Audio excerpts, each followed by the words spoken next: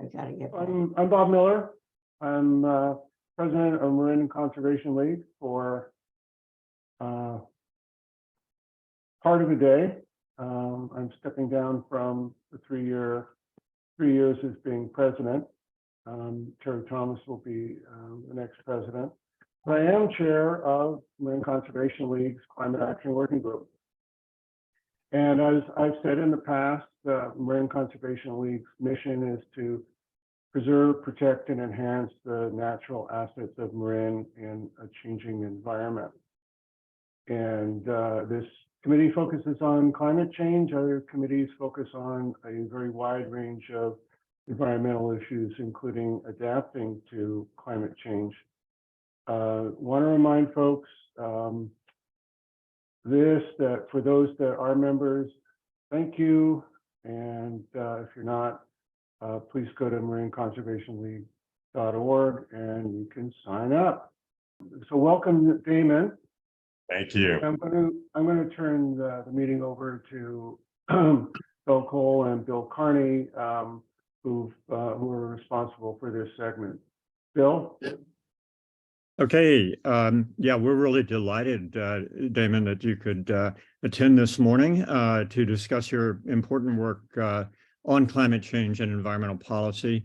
You know, we know you from way back in council days and supervisor days, but now you've got this new perspective on priorities for Marin up from your vantage point up in Sacramento. I assume you're not still commuting to work on your bike since you're. But I'm going to try to coming up, Bill, involving a bike and a train. Okay, great. Yeah, I remember seeing you going to smart meetings on that train, on a train. Okay, so Damon was elected to the California Assembly last November and has already been making waves up there, and we're hoping to hear about them more this morning. And Belle, are you with us? Okay. Let's jump right in if we can, and we'll rearrange the order of questions until Belle gets back. So a major item here in Marin, as you know, Damon, is electricity, and how do we accomplish a transition to clean electricity while still moderating energy costs. So I've got a triplet of questions related to that. Firstly, how can the state help people meet the state goal to transition to electric, water, and space heaters by 2030? Very much top of mind in the work we're doing here in Marin. Yeah, no, thank you, Bill. And just really great to see everyone this morning. Good to be back. I've always enjoyed being part of the discussion of this group, dating way back, as Bill mentioned. And just real quickly, before we delve into the questions, really good first 4 months, enjoying the job. You know, promise to kind of bring the local perspective to Sacramento, be your local voice. I think we're accomplishing that by hitting the ground running with 21 bills. A lot of my work, not surprisingly, revolves around climate and environmental issues. I'm really gratified with our committee assignments. As you'll note, and as the discussion goes on, a lot of emphasis on issues that would be of concern to our district. So I'm one of 4 freshmen, and by the way, a full 25% of the assembly is new this year, 20 new members, the most diverse, the most women of any legislature in history. That's been really good. A lot of high caliber folks, really happy with our new colleagues and existing colleagues as well. So my request, I'm on the Utilities and Energy Committee, and I think that'll be a lot of what we're talking about today. Looking forward to that. I am actually the assembly lead on the Joint Legislative Committee on Climate Change Policy, working with my Senate counterparts on that. Budget Subcommittee number 3, that deals with climate issues, energy, natural resources, and transportation. A lot of issues teed up there. Would love your input and questions on. We're in a very budget constrained environment, and you're going to hear me probably go back to that point, and including on this question, Bill, throughout the discussion, but just navigating that, advocating for the right things, and asking the right questions. I'm also the chair on the Select Committee on Wildfire Prevention. That was certainly probably the #1 issue I heard in Marin and Sonoma County collectively during the campaign. So we're teeing up a number of issues around that, including the ability to keep insurance for seniors and other folks at risk of losing insurance. So in terms of continuing to incentivize reaching goals, it is going to be at the individual level, but larger picture, and this really was our first subject matter of the Joint Legislative Committee's first hearing this year, is are we on track to meet these ambitious goals that the state has set around greenhouse gas reductions for 2030 and 2045, where we've set the goal for net zero emissions? CARB, the Air Resources Board, is tasked with coming up with a scoping plan. It did late last year.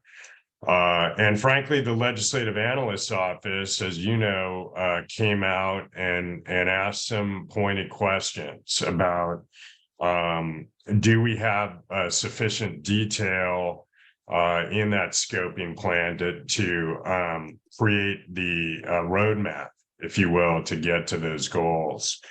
And there's some questions around that. There's some controversial things like carbon capture strategies, for example. How are we going to have the infrastructure to move energy around the state? And also, of course, scale up renewable energy sources. On the individual level, you know, it's important. I think we have good statutory frameworks, but do we have the money to continue with incentive programs? What I'm doing as part of Budget Subcom 3 is continuing to advocate for those. On one hand, again, we have these goals, but then if you look at the governor's current strategies around meeting the budget deficit, and by the way, welcome to Sacramento, freshmen, right? We went from $100 billion surplus to now we're talking about a $25 to $30 billion deficit that we'll have to meet this year. The two areas that were severely cut were around climate policy and public transit. I think that's misguided.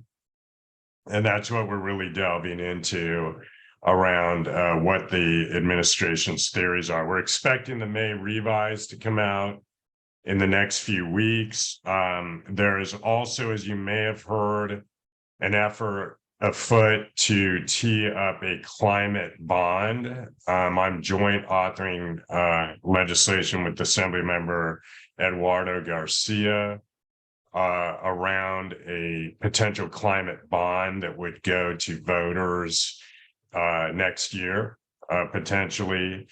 That could continue some of the monies that we're talking about.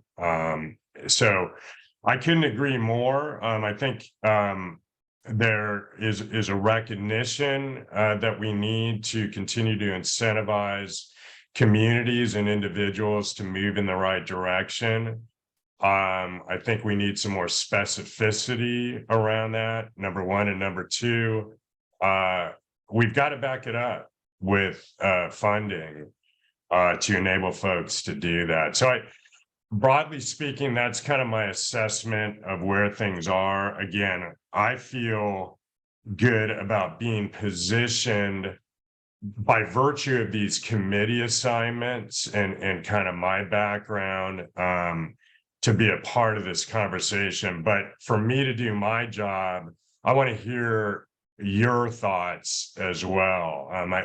There's no better group in terms of folks who know what's happening, and kind of working through some of these issues together would be really helpful this morning. So I could go on about some additional focuses of that joint climate committee.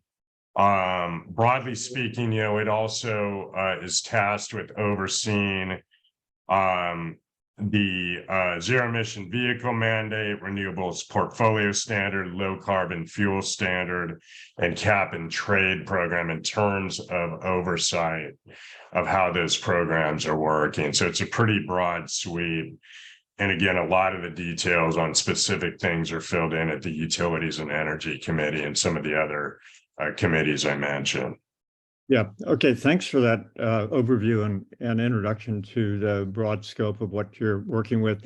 You mentioned specificities. I'm going to come back with one specific idea, which is, as you think about incentives in the area of electrification around those state goals, your excellent staff perhaps could really analyze what is available in the way of incentives, and if there are gaps, that would make gas and electric not on parity, and if there are gaps that could be filled by the state, that would be a really useful thing.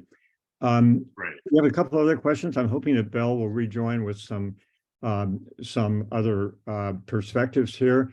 But I wanted, on the subject of electricity, I also wanted to bring up the need for a reliable grid to support this transition. And can the state fund or require or expedite or all of the above more transmission lines as needed, and also more renewable power generation?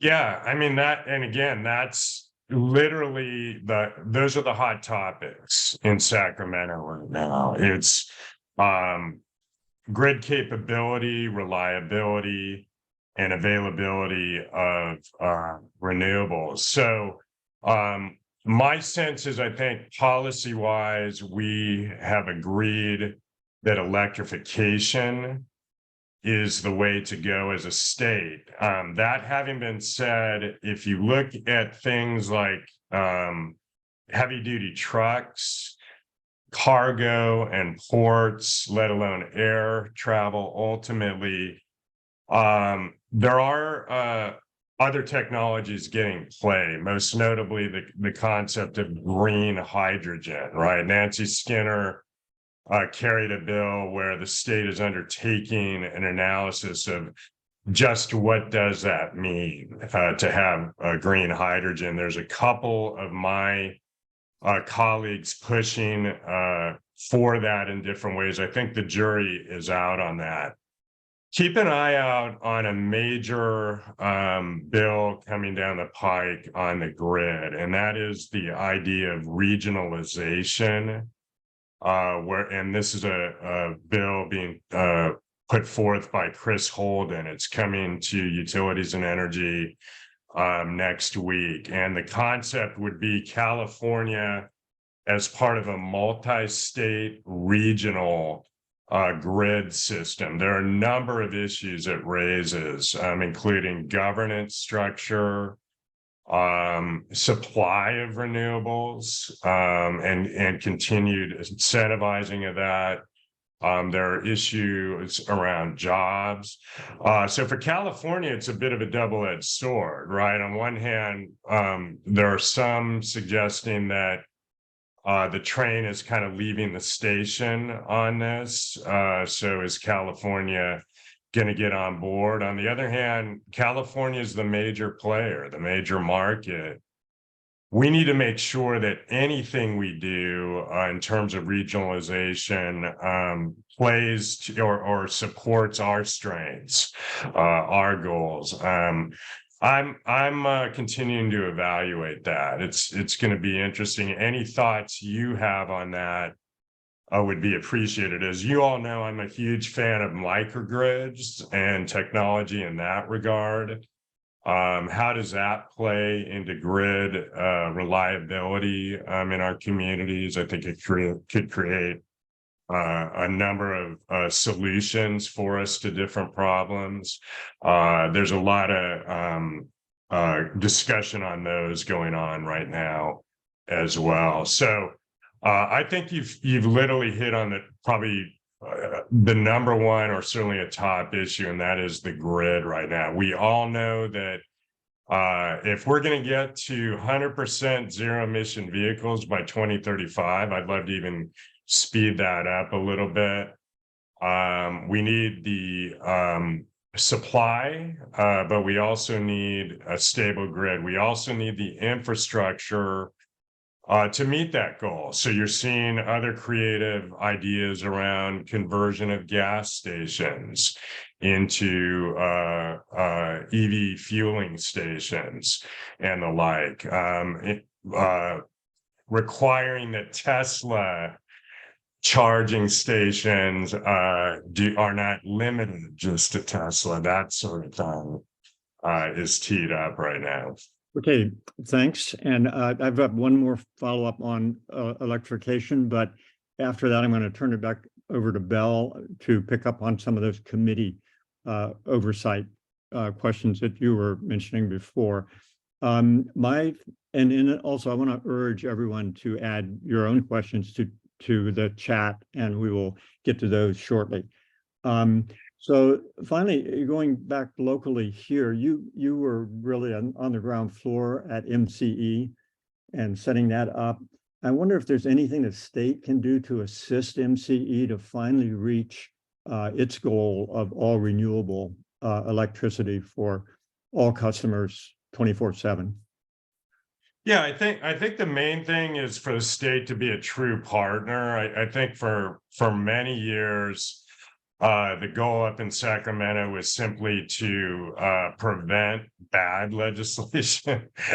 It seemed like every year there were poison pills being or attempted to be created for community choice programs.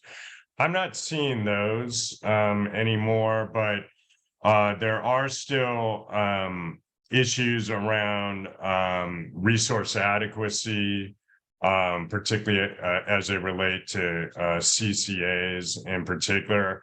So I think really what I'm hoping to do, and I'm working very closely with Cal CCA, obviously MCE, in particular, Sonoma Clean Power, that the state truly is a partner with these programs. I think that's going to be the key thing, but I'm not really seeing, and knock on wood in this case, as much of a movement toward bad legislation at this point.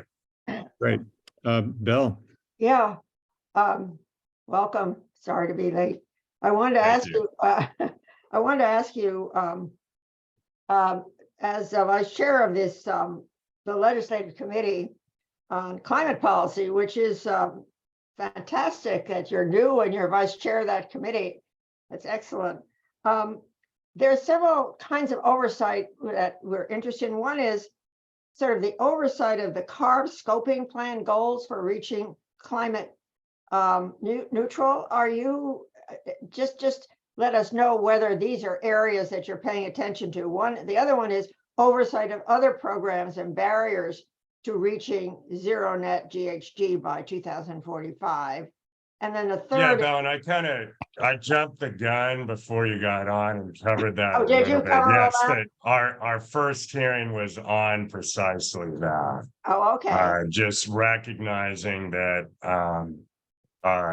as we look at the ambitious CARB scoping plan to meet 2030 and 2045 goals, my committee is charged with providing oversight of that. And we had a hearing particularly vis-a-vis a lot of the issues that the legislative analyst's office raised about lack of specificity and feasibility around strategies relating to the scoping plan. So absolutely, that was our first hearing, as you mentioned, and as I briefly mentioned to the group.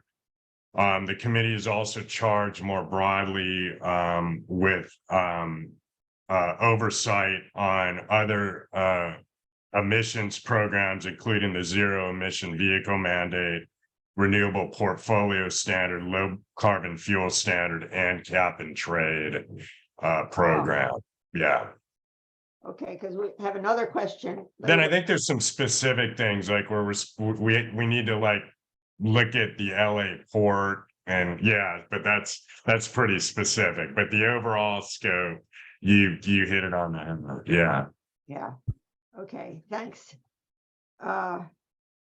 Okay, I think, Bill, are you ready for your Yeah. next question? Yeah, just a quick one on, you mentioned EVs and their importance of transportation and all of this. Specifically, can the state provide funds or other support for a statewide media campaign to really promote EVs? And we've got some expertise on that in the room here too. So Yeah. Yeah, no, again, these are all great ideas, and I'm here to push them with you. I just would add again, for the benefit of the group, we are in a budget constrained environment that currently calls for fairly significant cuts to climate programs, ironically. So we need to work diligently, and I can be a vehicle to do that through budget subcommittee 3 and through other means. But the way I'm looking at it, that by no means suggests that we shouldn't be pushing the envelope because we have these goals. And again, I think California leading on achieving 100% zero emission vehicles ultimately is not just going to bring about environmental benefit, it's going to be economic benefit for our state as well. So as we look at ZEV adoption, we know we're fairly well ahead in California, relatively speaking, but nowhere near where we need to be in terms of percentage of adoption to get to 100%. It's going to require a number of strategies. It's going to require education. I think that's what you're and knowledge in communities, particularly traditionally communities who may not consider an EV. And that could involve, a statewide campaign. It's actually going to involve bringing the price point down. And I know we've been talking about that for the last several years in this group, creating an aftermarket, other strategies. There's new technologies that I think are only going to improve the outlook, like bilateral opportunities. And I know that was an issue addressed by this group. I'd see Carleen Cullen on the call, certainly doing great work in that regard through her group. So I think just kind of pushing all the above, being opportunistic in a constrained budget environment. And again, Belle, before you got on, I mentioned there's a possibility of a climate bond being floated to voters next year. So Utilities and Energy Chairman Eddie Garcia and myself are joint authors with a couple of others on legislation to create the bond. It'll probably be a 2-year process. Oh, So that's maybe, yeah, sorry, Bill. I was just going to say, maybe we could switch to your sequestration question. Yeah, right. Yep. Okay, this is somewhat of a switch.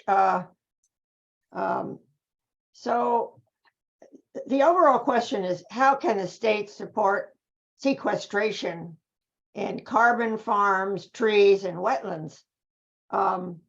And the first question is, could you describe your organic farming bill, that package, AB 404, 405, 406?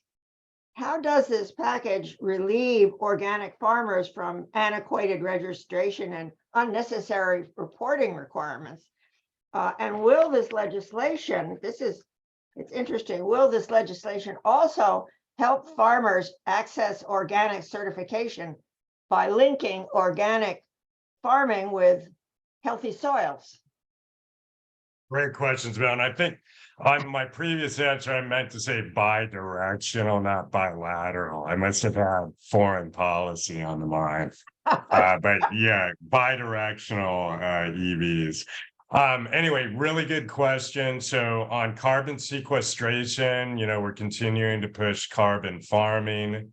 Again, Marin's been in the lead on that. The overall state program around 30 by 30. Oh, yeah. And I think that's also something I can take up in the joint legislative committee. So let's keep pushing on that, and very excited on my organic farming package. Yeah. It's a series of 3 bills.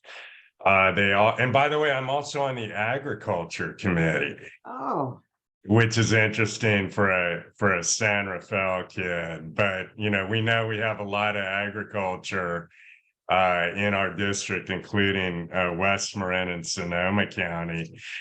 Yeah, so the series of bills, 406 is interesting because what it would do is explicitly enable organic farmers to access the Healthy Soils Program, which is a key state incentive program toward climate goals through healthy soils, sustainable ag. Right now, they can't do that. So that bill seems to be moving forward. AB 404 would require the Department of Food and Agriculture, as you mentioned, Bill, to evaluate duplicative reporting requirements affecting small and mid-scale farmers, specifically relating to the process of transitioning to organic farming status and obtaining certification of that. And then AB 405 would require the Department of Public Health to move from a paper-based registration system for organic food manufacturers to online registration and payment. Hard to believe that we're even talking about this, but perhaps not surprisingly. And we want to, that's actually getting a ton of bipartisan support.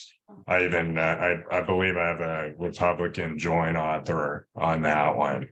So that should be moving forward. that's very good. And then I have a question. Can we make carbon farming eligible for state cap and trade credits? So as part of the cap and trade program, the private sector can buy carbon credits to meet their offset target, right? Yeah. So then that's the question. Can we move carbon farming? Have we thought about whether they would be eligible for credits? I haven't thought about that specifically, but yeah, let's flesh that out. As I said, I'm trying to at least make moves to more explicitly get it within these grant programs that are geared toward climate goals like healthy soils. So if carbon credits fit into that, yeah, let's brainstorm on that. That's an interesting idea. And then, go ahead. Yeah, no, I think we're down to maybe our final 2 questions. I know, Belle, that you wanted to ask about wildfire insurance related to wildfire. And I also have a kind of adaptation question on sea level rise, but why don't I? The other one is plastics, yeah. Okay. Well, why don't you jump in with yours and then I'll wrap do up. mine quickly, yeah. Yep. So there's SB 54 and AB 1080. So the California Circular Economy and Plastic Pollution Reduction Act So what further legislation, is there anything needed? Is there anything you could do that you're thinking of doing to ban plastics in food packaging to facilitate organic composting? Yeah, I think there are bills up right now on that topic. So let's keep in touch on that. That's obviously a huge topic right now around circular economy. Okay, Implementation around the recycling goals, right? Working with local communities on that. That's an ongoing issue. Again, prioritizing these programs in the state budget. And so, yes, I would love to, and I think there are several bills right now on that topic that we should probably get our arms around. So would love to work with you on that. okay. And then the final one I have is how can we keep insurance available and the rates stable in the face of wildfires? And that's, your perspective on, as chair of the select committee on wildfire prevention, one more committee for you. So there is the bill, you have a bill, which is not on this particular subject, but you have a bill on biomass, AB 898. Is that your bill? 828, I believe. Yeah, let me look that one up. Whatever, but it's on utility scale biomass. Oh, 998. AB 998. Yeah. Yeah. And so are thinking to maximize greenhouse gas emissions and maximize their environmental benefit that bill needs. It would be useful to be able to talk with you about how we in biomass here would like to see that modified. No, I would love to talk with you, and I'm obviously well aware of the biomass study that you're Yes. leading. Yeah. I think that dovetails. Before we get into that for a minute, I'll go back to wildfire, and Sure. the select committee is something I requested to be formed. I was a little bit surprised that it didn't exist already, so I'll be chairing that. And our first order of business will be on the very issue you raise, and that is availability and cost of insurance in high wildfire areas. I'm running two bills right now. One is going to be a 2-year bill, and that basically said that relative to seniors, who we know are oftentimes our most vulnerable in these high wildfire areas, we saw that in the Sonoma County fires. It would place limits on insurance companies not dropping coverage on seniors simply because they are in these areas. It's happening too often with devastating consequences. I've agreed to extend that bill, just look at it a little bit more. I want to make, and it was interesting, I got some great feedback at a town hall up in Sonoma County on this too.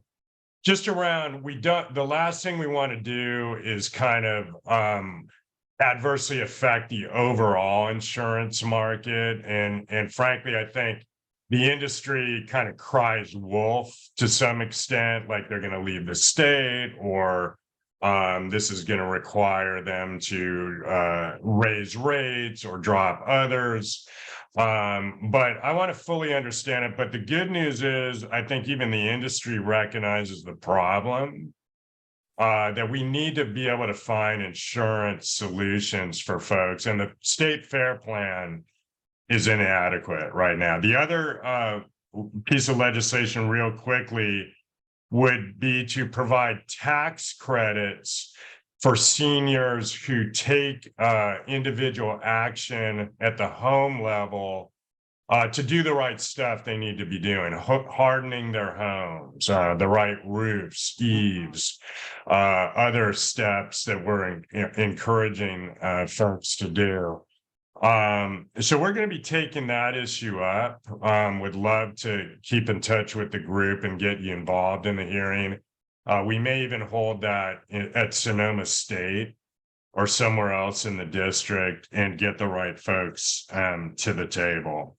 Excellent. On biomass, yeah. And of course, biomass is not without controversy in environmental circles.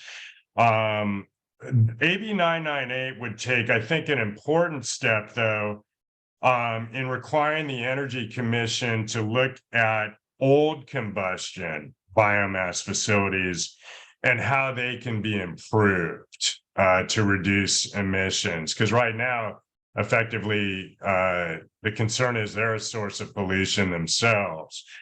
So as we,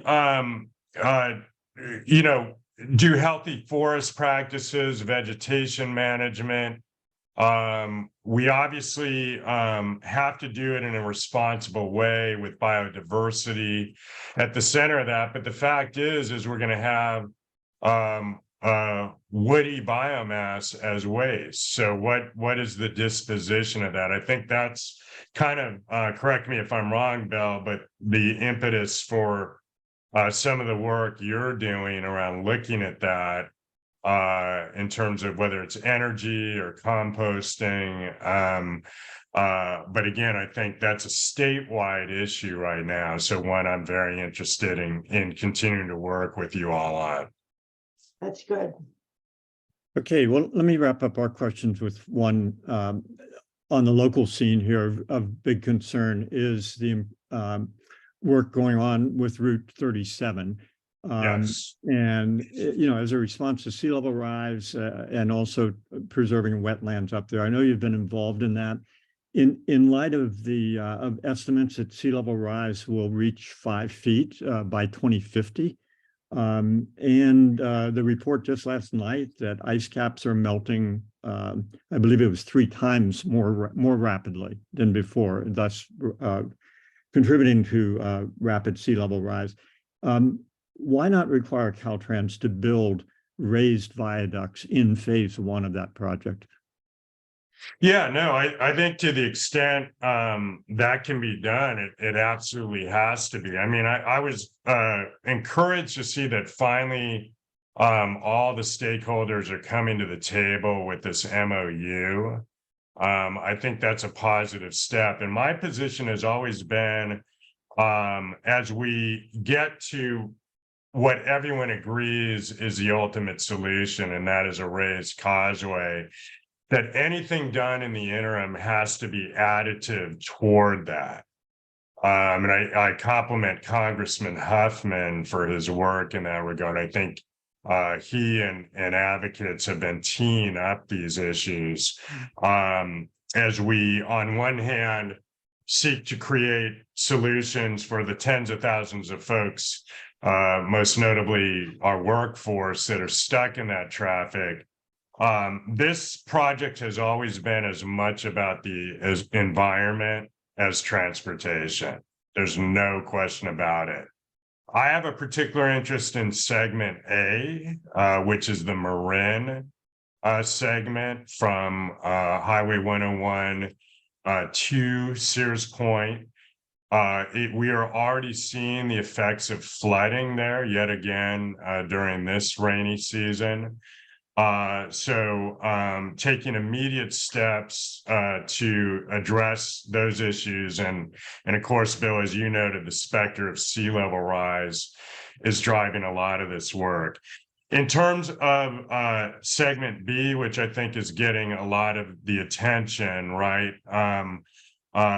It's going to be really holding the feet to the fire. There is some at least good concepts around working on Tolle Creek right now as one example. But yeah, I think the last thing we want to do is to spend a lot of money simply to have to then tear out a project or overpave, given the environmental implications of that. So yes, the answer is obviously we need to work closely with federal and state partners to generate the kind of money we're talking about, even for this interim project.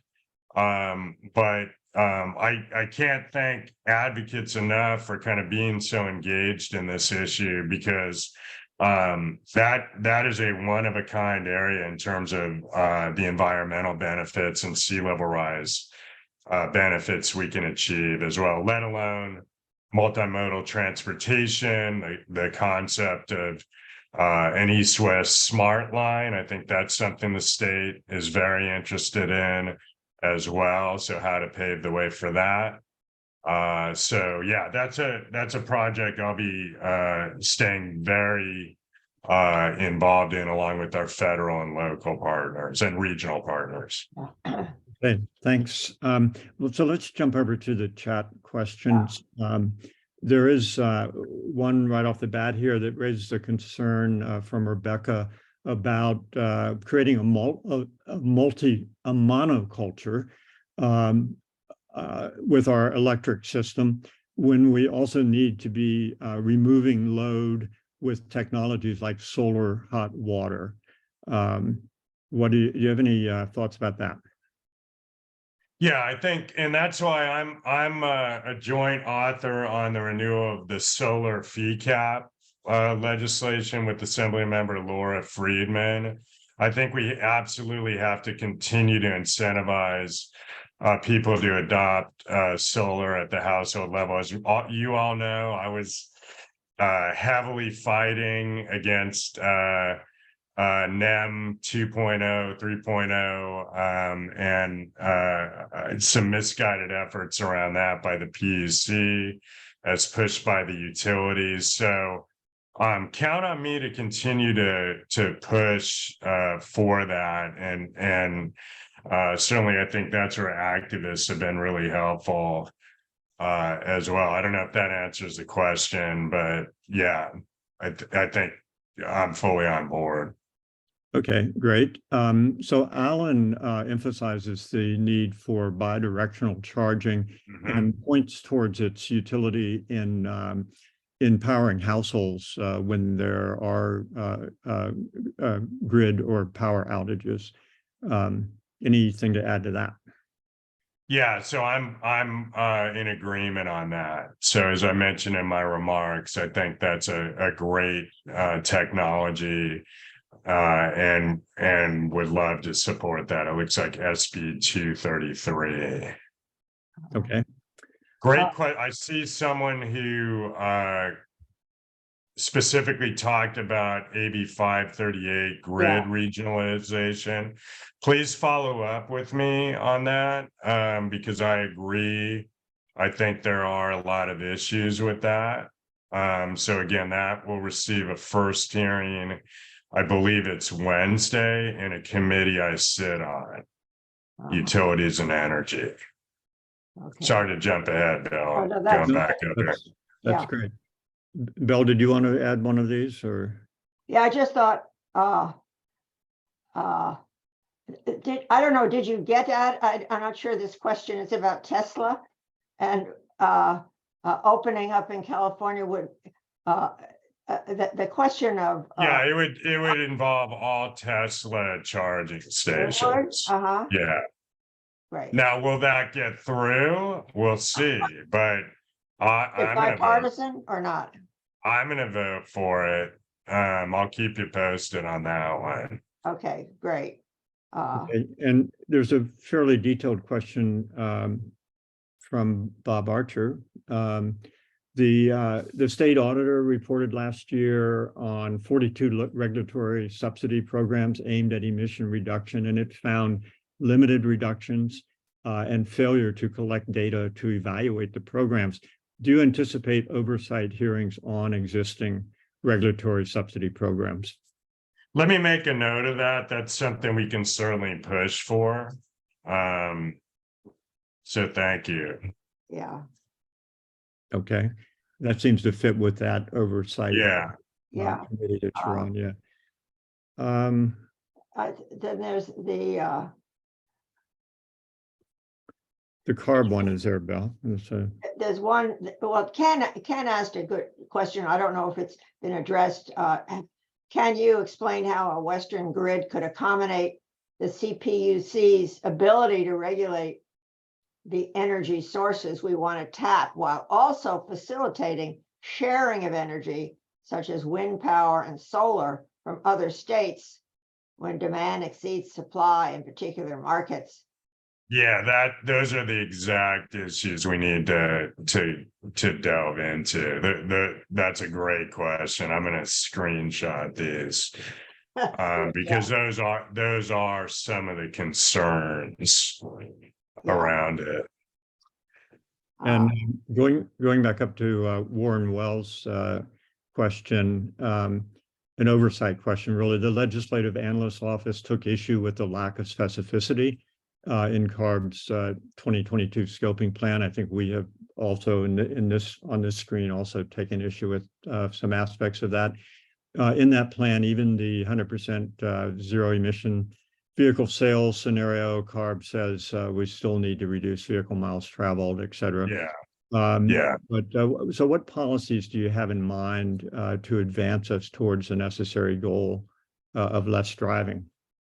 Yeah, no, I think this is well taken, and again goes to the lack of specificity even around is that the strategy as compared to other strategies, and really landing on specifics around what we want to do. I mean, it seems like we're moving toward a VMT model, not necessarily with everyone agreeing to that, but that having been said, that is effectively, I think, the policy. So it's getting people out of cars.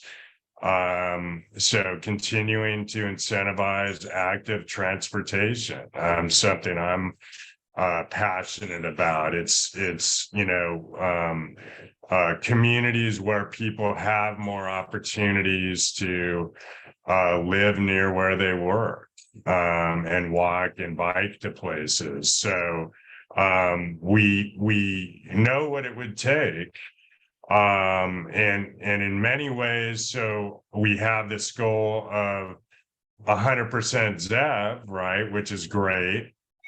But in effect, if everyone's just driving EVs, that's still everyone driving and creating congestion, albeit theoretically reduce greenhouse gas emissions. So there's a lot of different policy objectives at work. Again, I'm very disheartened to see the level of cuts to the public transit budget statewide. A number of us have spoken out on that. That having been said, we live in a time period, and I don't need to tell you folks this, where we have to, in many ways, reimagine or transform public transit. Right now, people, with the exception of local transit, which is essentially relatively back to where it was, people who need to ride transit for whatever reason are doing so. But your regional transit systems, BART is a canary in the coal mine. Is BART even going to survive at this point? We're going to be asked probably for about a $6 billion public transit fiscal cliff bailout for operations. That's unprecedented in terms of the state budget. So much more discussion on that.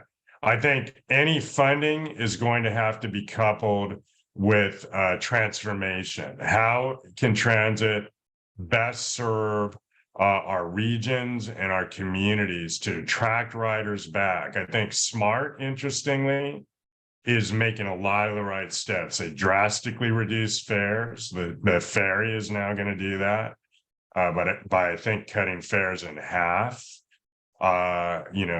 Adjusting schedules, meeting the needs of the consumers of the product. So, Warren, I think you're raising a great question, just how those systems look going forward. And of course, continuing to make sure that we have budget priorities around active transportation as well.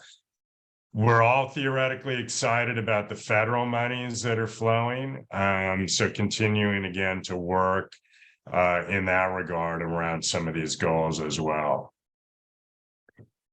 There's a specific development question around 825 Drake. Is that something you have Sure. knowledge about? Yeah. What's the question? I'm trying to What's find the it. question? Okay. Yeah. It's just saying, can the state do anything to stop that development? It's Mina Kim's question. Yeah. Yes, so I recognize the community concerns. Senator McGuire and I actually are actively involved in this now. So we're meeting with community members on an ongoing basis, the county, and then also the developer. And frankly, that meeting, we laid it out for the developer that I was appalled by the comments of that developer that I believe showed racial animus toward the community, calling the community communist, basically just saying the community was looking to have handouts, and that if they didn't like it, they could leave. Well, they're talking to the wrong community there. This is a community that historically has faced prejudice and hardships. I believe the well has been poisoned. That having been said, apparently, and I noticed Barbara is on the call, identified as Mina Kim. Good to see you. I have not gotten a full report on the last community meeting. I believe there was a public apology, but then there's a lot of work that would need to be done around scale of that project, community impacts and benefits, et cetera. The larger issue, of course, is SB 35. So Scott Wiener is looking to make that law permanent. Oh, I think we're seeing Exhibit A on the problems with the law, and I certainly will not be supporting a permanent extension of that. This developer interpreted the law as being you could come into a community with no community involvement, no community input, and that's simply never going to be the case. yeah. So I think that project is on that, issue is ongoing right now, and I'll continue to stay involved with Senator McGuire as well. Great. Okay, I'm seeing maybe two more to wrap this up. Pam asked, do you support the important Garcia's AB 252 to divest CalPERS and CalSTARS from fossil fuels? Yeah, I will be voting for that. Yeah. Okay. Okay. And then finally, this may be a segue to pick up on our previous discussion. Is California taking a look at the implications of the Ninth Circuit Court ruling, finding that Berkeley's gas ban is preempted by EPCA? Are state programs at risk? I think theoretically, yes. So I think that's a great question. I'm going to make a note of that because I saw the headline. I'm going to read that decision, but absolutely. I mean, as we all know, I mean, the state is setting goals around building electrification. So what are the implications of that?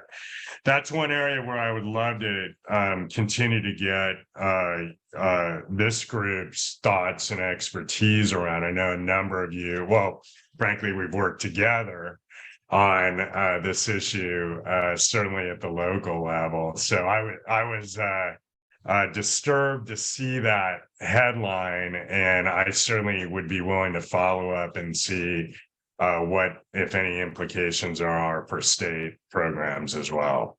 Yeah. Thank you. Okay. Well, as you say, we've worked together a lot. You've worked together a lot with MCL and other groups represented here. Our final question is, where is our advocacy needed now to support your climate priorities?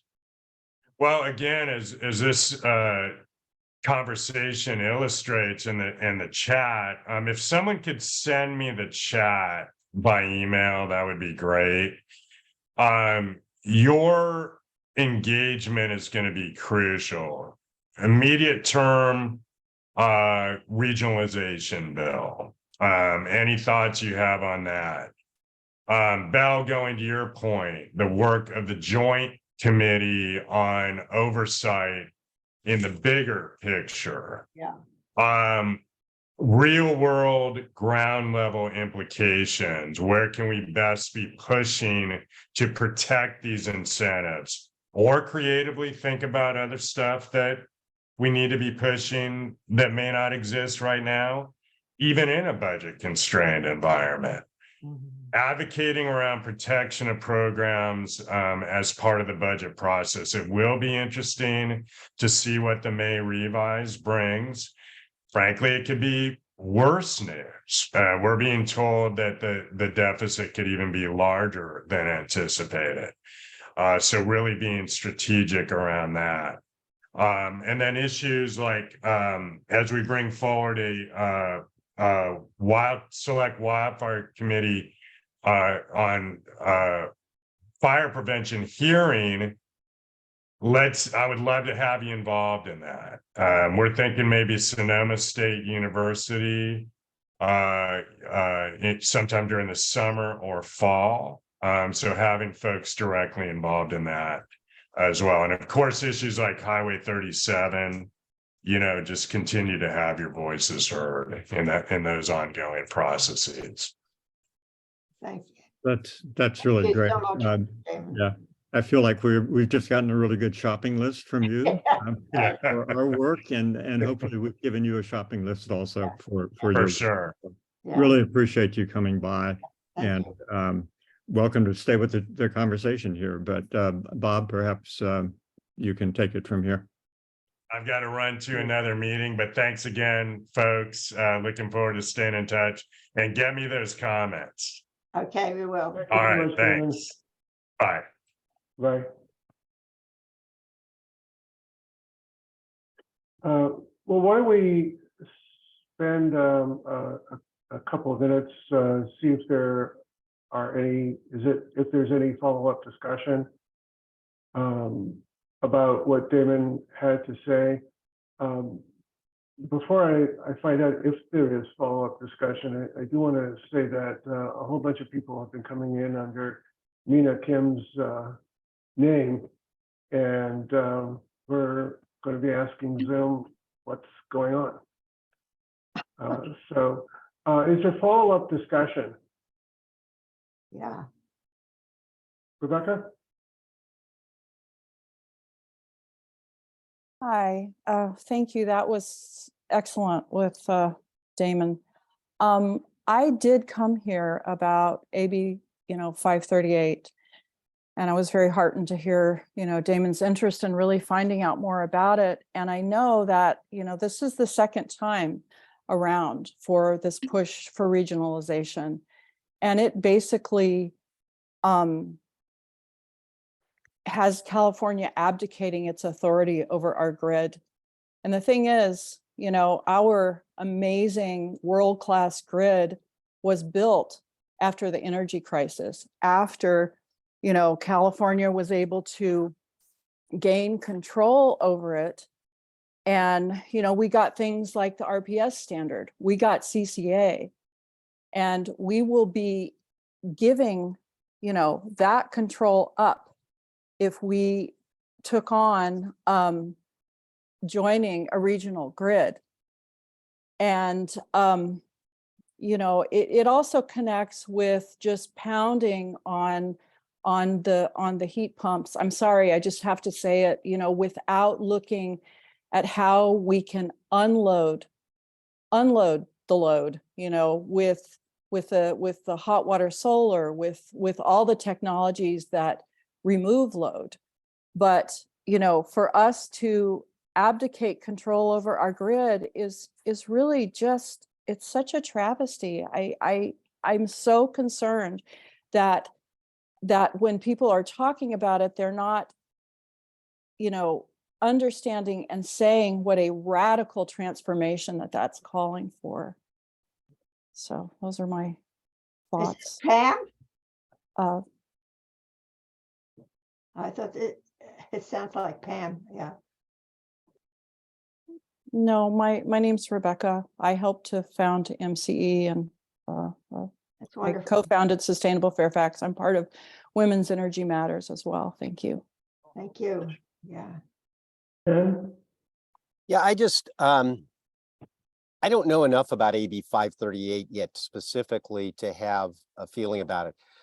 But I do know that I think if we're going to electrify transportation, putting aside Rebecca's comments about solar water heat pumps, and that may well be, there may be other sources, but we need a lot more electricity than we have now. And although we have an okay grid, putting aside the issues of, I don't think RPS and the renewable portfolio standards and CCAs directly relate to the grid. In terms of the grid itself and where we get transmission lines, where transmission lines run, I think we do need to look at that fairly carefully. For example, we can't pull more hydropower down from the Northwest without more transmission lines. We're not going to be able to get offshore wind without more transmission lines of some kind from there. And we can't get enough wind power down from the Midwest and from Wyoming and those areas without more transmission. Now, how we do that and how that is regulated and how we do that in a way that California preserves its ability to enact its own standards for the type of energy it wants to use, which is what the renewable portfolio standard is about, I think is an important question. So I think this is whether the AB 538 or any kind of a bill is the right one, I don't know. But to try and isolate ourselves, that's sort of what Texas did with ERCOT, and look at the problems they had with an isolated grid. So I think this is a long-term thing that requires some thought and detail. I'm not saying, Rebecca, you haven't put a lot of thought into it. I think it's a complex issue that we need to be looking at over time. Thanks. So Pam, then Belle, then Rebecca. I want to thank Rebecca for bringing this more strongly to our attention, because it reminds me of what we went through. And I remember COG tackled this quite deeply the first time around this came up, and it was a little shocking to see how NRDC was supportive of it.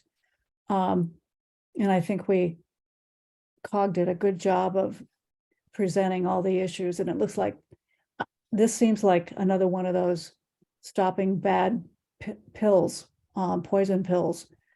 So I do hope we look into it more. And Ken, I agree, it's there's a lot to think through, but you always want to, not you, but think of who is pushing this and why.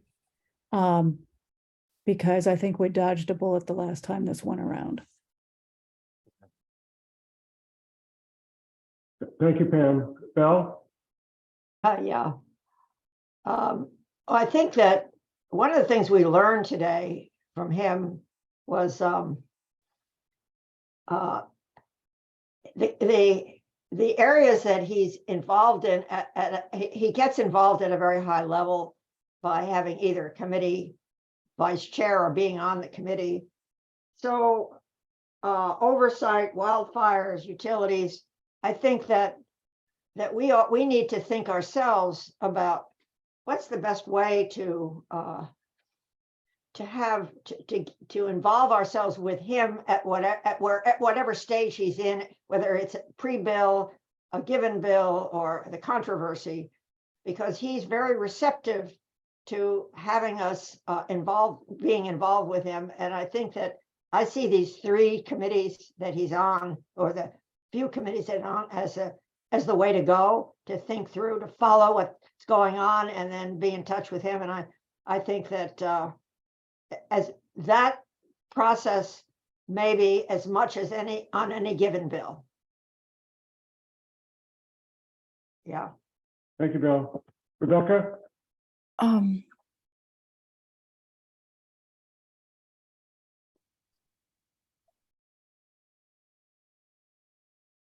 You got, Rebecca, you're on mute. I'm so sorry. I wanted to say thank you, Pam, so much, because last time MCL really educated itself on regionalization. And I actually worked with Doug, right? Yes. On this. And I just want to speak to the three things that California would lose, and the ways that it has control over the grid right now. Right now, CAISO is incorporated as a California nonprofit. The board is appointed by the California governor. The California Attorney General provides oversight. All these controls would be ended. Appointment of one member to a Western States Advisory Committee is not a substitute.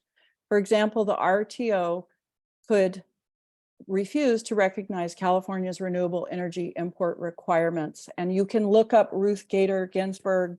One of her last rulings was about an RTO and Maryland. And I would love to, send out materials to people who would like to read more materials on this.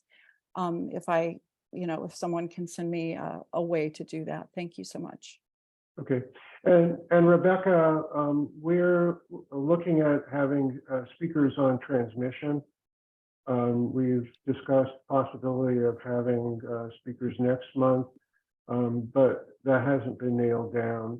Sometime in the next few months, we'll be having a session on transmission, and clearly there's a lot to talk about. The Climate Action Working Group meeting that was referred to was in 2018, and that had something of an all-star cast of folks that were dealing with that issue, and we'll attempt to get speakers that can address the issues. There are a lot of issues, as Ken indicated, because one is when it comes to transmission, one is regional transmission. There's also adding transmission for something like offshore wind. And then there is the issue of local transmission. Is there sufficient capacity in particular local areas to enable the rapidity of electrification that we expect to see? And but these transmission issues are something that we can spend much more time on soon. Sure. Bob? Yes, Go. thank you.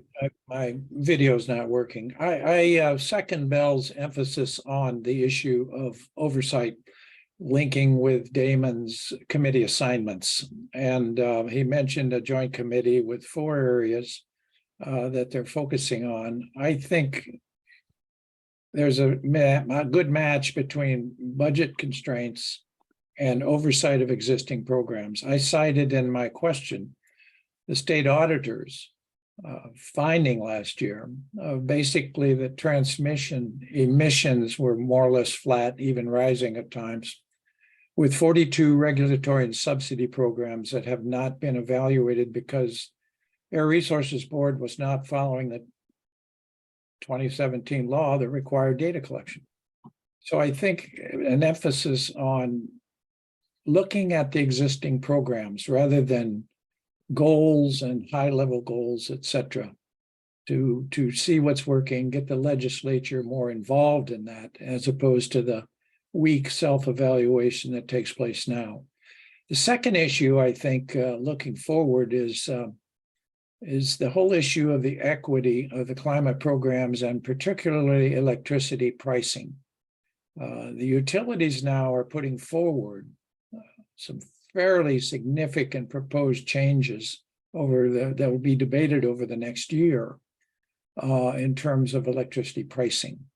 This was a significant issue in the rooftop solar M2, M3, and I think it's going to become a significant issue going forward. So I'd recommend maybe we first of all, identify a couple areas that we think should really be strongly reviewed and evaluated with hearings. And secondly, begin to look at this issue of electricity pricing that is coming down the road. Great, thanks, Bob. Ideas. Bell? No, that was an old one. Okay. Okay, so Rebecca, do you still have your hand up? No. I'm Yeah. sorry, I meant to lower it. Okay. All right, well, why don't we move on? And we can go back to the original discussion that we were having on the Ninth Circuit Court of Appeals decision, and see whether there's any further follow-up. I know, Will, I had to cut you off about an hour ago. I don't know whether you were able to hold that thought, as they say. I was basically finished, Bob. I wanted to underscore, the sort of immediate real world implications of this decision, and the work that's to be done. I think one path going forward is going to be on, I think, essentially efficiency standards. So there's some recognition in the Ninth Circuit's decision that preemption need not reach the sort of strategy that's reflected in the Marin Ordinance and other ordinances for existing buildings, which aren't not an outright ban on the use of gas appliances, but they disincentivize the use of those gas appliances to an extent by requiring that buildings reach certain standards through a menu of choices, that is energy efficiency standards. And that seems to me like a viable strategy going forward post this City of Berkeley decision. And it could be that local jurisdictions are going to have to swing back and revisit their outright bans on new construction and beef up this approach requiring across the board efficiency standards for new construction. Yeah. Thanks. Ken? And I agree with what Will just said there. And another approach that is explicitly authorized by this opinion, and we might just say, this is the first time that I'm aware that I've seen a decision which extends the EPCA preemption beyond the appliance thing to the fuel itself. This is a little bit of an extension there, but it looks to, there in the opinion, they explicitly say that, for example, this wouldn't affect the ability of a local or state to use its taxing power to, in effect, and create a preference for electric appliances over gas. So that's another way. Now, of course, we've got the Prop 13 2/3 vote requirement in California, but anyway, that's another way that ordinances might be crafted if this preemption under EPCA holds up. That's all I want to add. Thank you. David? Thank you. Can you hear me okay?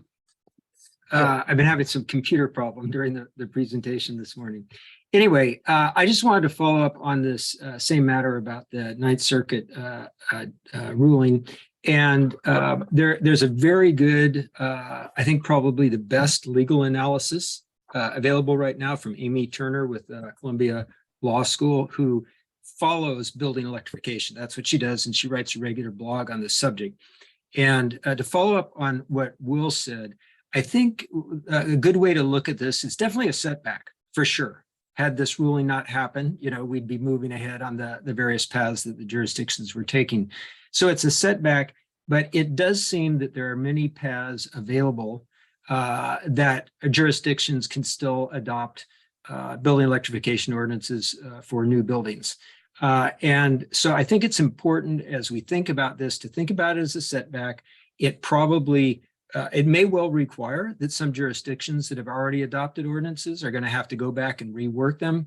As Will pointed out, the approach that the county used, which was actually developed by the state for major renovations, is a point system that does seem to meet, at least at first glance, the criteria specified in EPCA for the exemption for jurisdictions to set requirements around this. So it's a setback, but there's also some promising other paths here.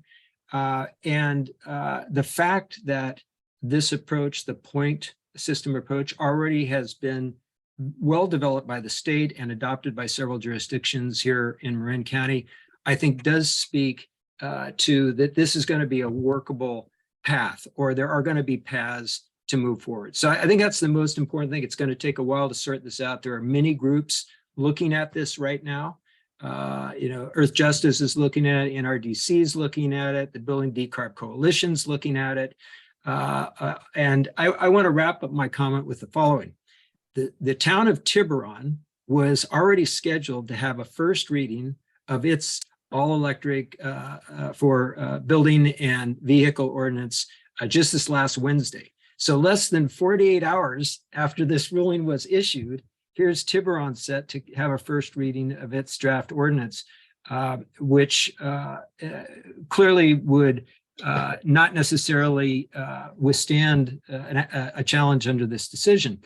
And during the discussion with the city council, and I was part of that meeting, I spoke at it, the town attorney was asked specifically, gee, do we have a problem with this? Can we go ahead with our first reading of our ordinance despite the existence of this ruling?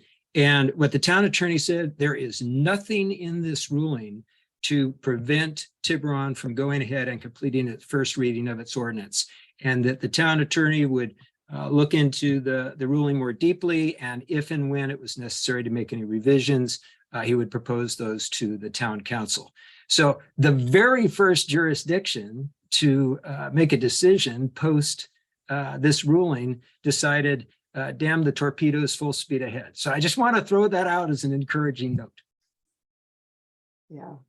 Yeah, and so this ruling that about the preemption of the city of Berkeley's all-electric building ordinances by a previous by federal legislation is something that we're going to be returning to, and as much as more is known, and it's very likely that we'll be addressing this issue at the next meeting. So, David, did you want to say more, or did that just pop up? Yeah, just one other quick comment on this. For those jurisdictions that have already adopted an ordinance, if some entity was to challenge their ordinance, claiming that the Ninth Circuit decision preempts their ordinance, I want to point out that any jurisdiction has the option to stay their ordinance or rescind their ordinance and immediately step aside while the issue gets sorted out. Some of you may remember that the city of Windsor was one of the first jurisdictions to adopt an all-electric for new. It was challenged in court. Windsor ultimately concluded it did not have the resources to defend itself, though it thought it would win. The suit was based on an alleged misapplication of CEQA and the CEQA analysis. And that's exactly what Windsor did, is it rescinded its ordinance to avoid an attack. So again, I just want everybody to feel confident that any jurisdiction that would get challenged on this, and there's no particular reason to think they would be the top jurisdiction to get challenged, but there is an action that any jurisdiction can take to immediately sidestep a suit on this. Okay. Val? Yeah, I just wanted to get back to David on this.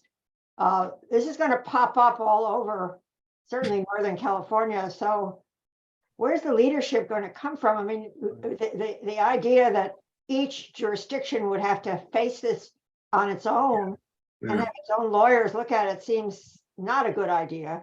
And do we need some overall guidance on how to respond to this, or just to say, well, if you do X, which is rescind, this has happened in the past, that may not be the only guidance we would want to give. What's your thinking? I mean, that's why Damon having an interest in this, but you can't count, he's new, he's not going to be able to plunge into this right away.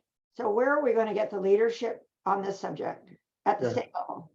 Yeah, briefly, David, and maybe Ken, you want to opine on this as well. Yeah, it's a great question, Bill. And right now, I think everybody is kind of looking at it. I would expect that ultimately we're going to see some leadership out of the Building Decarb Coalition, which, as I understand it, is focused, and Ken was on a call, I think, with them the other day, which is focused on particularly identifying what existing ordinances have a clear path around this ruling that then they could advise other jurisdictions on. But I think there's also organizations like NRDC and Earth Justice. That's why I brought it up with Assemblyman Connolly was, is the state going to take a leadership role? So I think leaders will step forward. I think you're going to see a scramble of all this town and city attorneys right now, basically asking each other. I was on a call yesterday with Dana Armanino, the lead of the county sustainability team. The county's county attorney is on this right now. So I think you're going to see a coalescing of opinions and not see each jurisdiction exclusively forging its own path on this. That's my sense anyway. Yeah. And the only thing I would add to that is just kind of going to be two fronts on it. I think the Building Decarb Coalition is going to take a big role in it. One other organization that's weighed in already on this in terms of a comment letters, Environmental Defense Fund. So all of the big greens with legal power are looking at this. And my guess is there will be, first of all, assuming there is a preemption under the theory espoused by the Ninth Circuit, how do we get around that? But I also think there's going to probably be a real attempt to figure out what the right strategy is to challenge that preemption. Whether it's a good idea, given the Supreme Court we have to challenge it or not, may remain to be seen. But so there'll be those two strategies, I think. Okay, let's move on then. And I asked Carleen Cullen to give us an update on some of the initiatives that she was talking about in terms of getting funding for EV chargers in low-income communities. Carleen? Hi, thanks everyone. Nice to see you all. So Bob asked me to give you updates about the EV charging infrastructure for Marin County, as well as the new and ever-changing federal tax credits for EVs. So first of all, through the Infrastructure Investment and Jobs Act from the federal government, there is $7.5 billion available for EV charging infrastructure, and $5 billion has been allocated to the states, and $1.25 billion is available for what they're calling the community program. So that's something that we're looking at. We're working with our community-based organizations, the Canal Alliance, North Marin Community Services, West Marin Climate Action, and we'll also be including Marin City for this charging infrastructure. So the county is the lead for the project, and that's the Sustainability Office, and with engagement from TAM and MCE.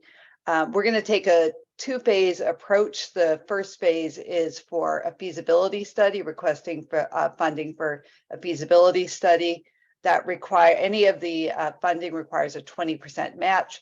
So we're working on that as well. The grant application for phase one is due May 30th, and then we're hoping that we will hear from the feds. This is a competitive grant by September. And if we move forward with that, then we will go on to do the feasibility study. We have a number of sites identified that we would like to install the charging, and we'll move on to applying for the construction phase of the funding. And that's going to be a bigger challenge in terms of meeting the 20% match. One of the goals, or the primary goal of this funding, is to install charging stations where private investment may not be so interested, because in our low-income communities, we're early stage and there may not be that high of usage, as well as the rural communities. So that's what we're looking for on that front. And Bob, should I stop for questions at this point, or go through the federal, or I don't know if there are going to be questions, or go through the federal taxes for EVs? Yeah. Why don't you go through the incentives, and then we'll deal with both issues at the same time in Q&A. Okay, could I share my screen? You sure can. Hold on. Okay. There you go. Okay, thank you.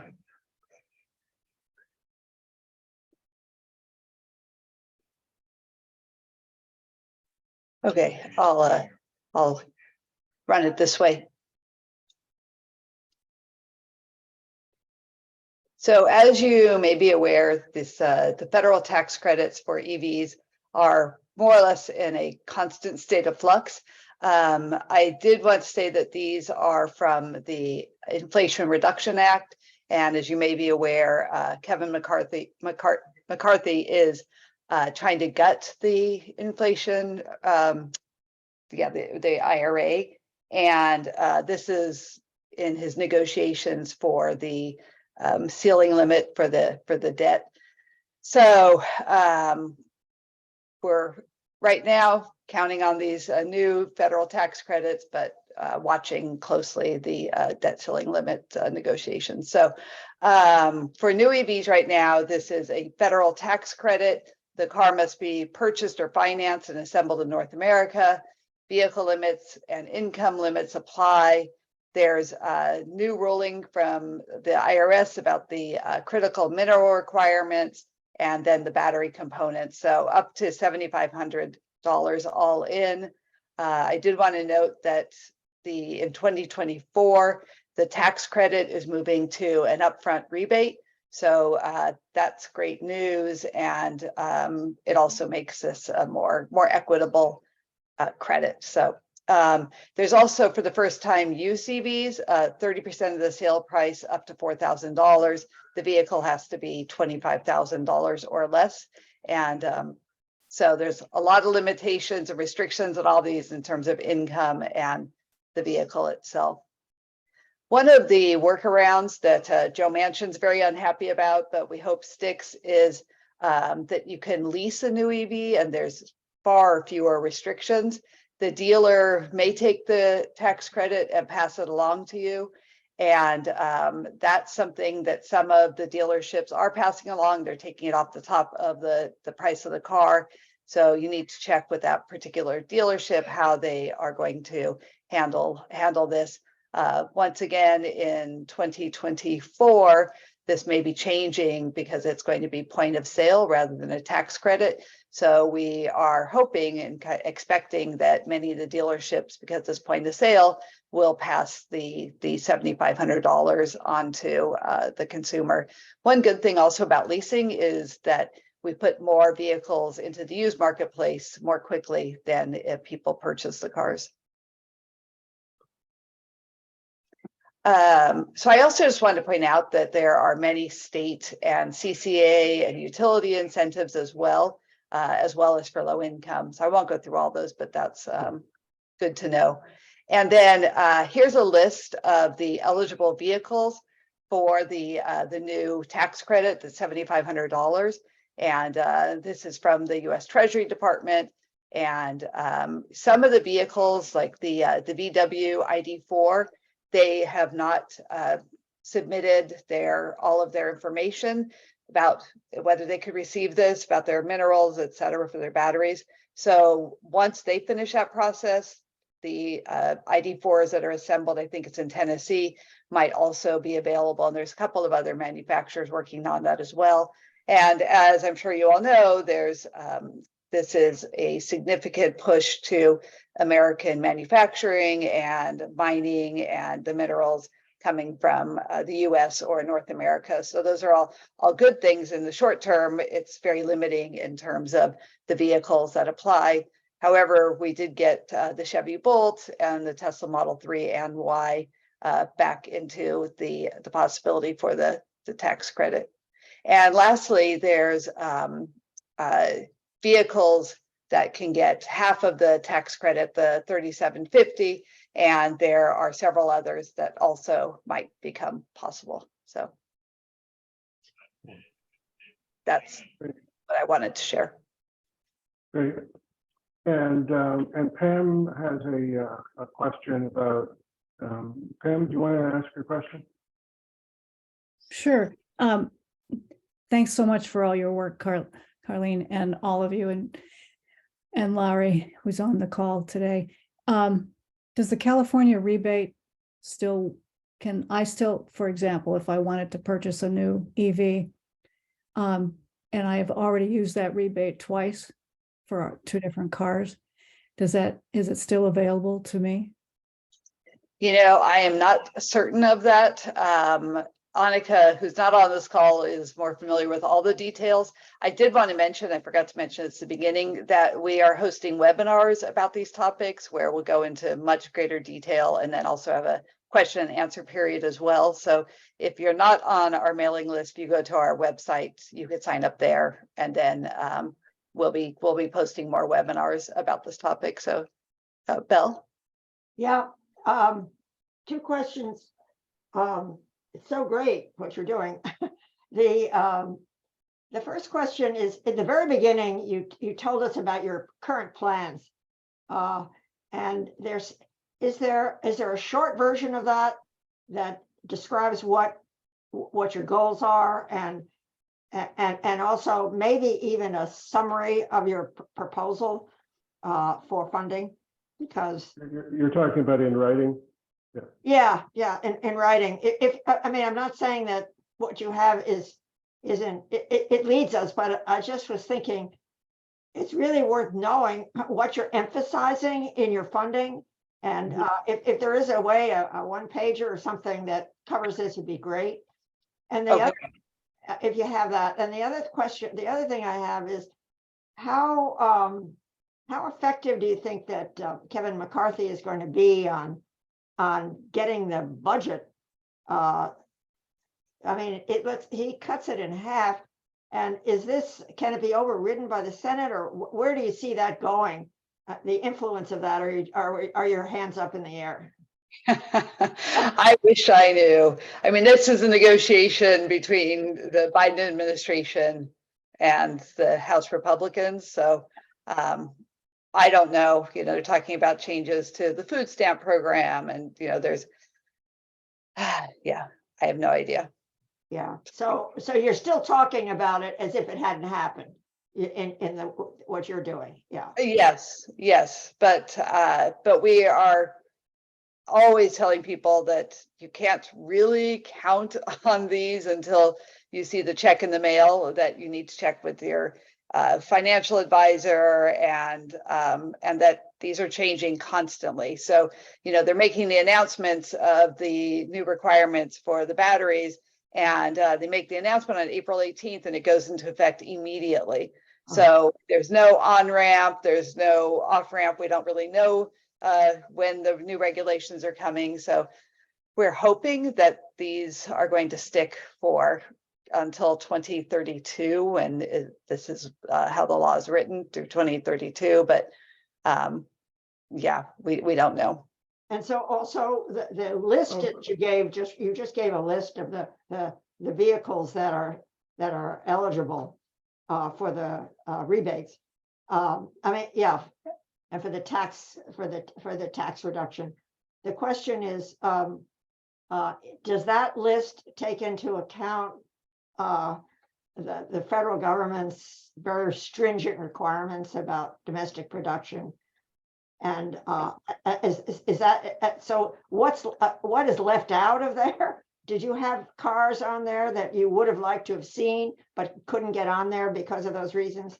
Oh, yeah, there's about 65 electric vehicles now, so there are many that are not available. There's only 10 for the full federal tax credit now, so we're missing a very, very wide range and high number of vehicles. Thanks. Okay. Okay, so it's, thank you, Carlene. Thank you. It's 10:48 or 10:47, and we're at the part of the meeting where we have very short reports from organizations on what they're doing, and including announcements. And Bill, do you want to talk about Sustainable Center, Phil? Is he still here? Yeah, sure. Well, our big focus, as I think is true for many in the room, is on the Earth Day event coming up at Mill Valley Community Center on Sunday, 1 to 5. And Sustainable Summerfell is part of the Sustainable Marin tent, which includes resilient neighborhoods and sustainable Mill Valley, and several of the specific programs like green home tours that are sponsored by Sustainable Marin. So it's interesting. I would just pitch stop by that tent. We've got kind of a dual theme going. There's a game that Fabrice Florin has loaned us called Anytown USA. So that's, meant to attract people. And then we're picking up on that theme with our Sustainable Summerfell theme ties into Sustainable Marin effort to do develop a rapid response teams to get people out to microphones around the county to support climate actions. And it's divided into about 10 different specific issues. So invite you to come by and sign up for that. And that goes hand in glove with the Resilient Neighborhoods presence in that same tent, which of course emphasizes individual action. So we're emphasizing, the systemic actions at a local government level, and they will be emphasizing individual action. So it's kind of a dual thing that we're putting out there, and really encouraging people to, get to microphones and elevate some of this stuff to a systemic level by talking to local jurisdictions. Okay. Thank you, Bill. So brief reports, Pam? Thanks. And thanks for mentioning Marin Green Home Tours, Bill. So it's just a request again to please send me anybody you think would have a wonderful home for us to have on this upcoming virtual event this year. I know many people, all of you, so it's be great to have you think about that and get in touch with me. Thanks. Carlene? You're on mute. Just to follow up on Bill's mentioned the Mill Valley event, we'll be having a lot of EVs there, and we'll be demonstrating how to use an EV for power backup. Okay. Belle? Yes, so on behalf of the notion of collaboration, which is what I think is underlying what's going on at the Earth Day event, which is very exciting. I just want to say we have a small table and lots of handouts for some of the major collaborators. And I just want to say it's going to be true for our ESP, our wildfire scientists, and also for other organizations. And so drop by, see us, and take advantage of all the different things that are highlighted in that event. And also, I just want to mention one thing, that ESP is having a site visit to Marin City on the 24th, and it should be pretty interesting. So I can put in the chat the way to access to joining us. Thanks a lot. Judy? Good morning, everybody. It's just so on behalf of 350 Marin First, we're also tabling tomorrow at with the Green Stitch Youth at the San Geronimo Valley Community Center, and tabling at Earth Day. You'll see our student interns there. We're working closely with them this year. On behalf of 350 Bay Area, we have a fundraiser happening with a bike and walk ride. The Marin leg of it is the 29th. So it's the Paradise Loop. I put information in that, or you can just go to 350 Bay Area to learn about that if you want to ride your bike or walk for that morning. Also, I wanted just to mention on behalf of Fairfax Climate Action Committee, the CAC did support a bidirectional resolution, which will be proposing that our council take up as either a resolution or a discussion item if that's necessary. We're using the Climate Center's draft. So we're trying to move that up and get some recognition and support for that. The CAC will also be tabling at Good Earth, is tabling at Good Earth every month, and also at Earth Day. And this year for the Fairfax Parade, we are trying to do an entry that's we're calling Climate Action Now, and wanting it to be a coalition of groups in Marin that are working on climate. So if any of you represent organizations and would like to get in touch with me, let me know. Then we can add your name to the announcement that they make when we get to the judges group. But basically, a bunch of us are just going to be walking Fairfax Climate Action Committee, San Anselmo. We've invited Resilient Neighborhoods, 350 Marin will be there. We'd love to see Climate Center, MCL, anybody who would like to just have one or two people. We're going to have probably 2 electric vehicles and some e-bikes as part of our entry. And then you can pass out literature as you walk along the short route in Fairfax. That's Saturday morning, June 10th. So that's my report. Thank you. Okay, David? Yes, the building electrification and EV squads are also going to be staffing a table at the Earth Day event, table sponsored by Climate Reality Bay Area.